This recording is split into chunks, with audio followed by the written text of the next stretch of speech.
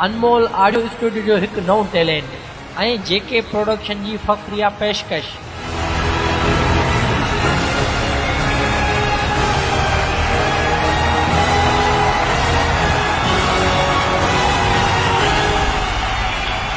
अस्सलाम वालेकुम याली मदद। जिए ताऊं आया तवाजी पंहिंजी सिंगर अनमोल शहजादी।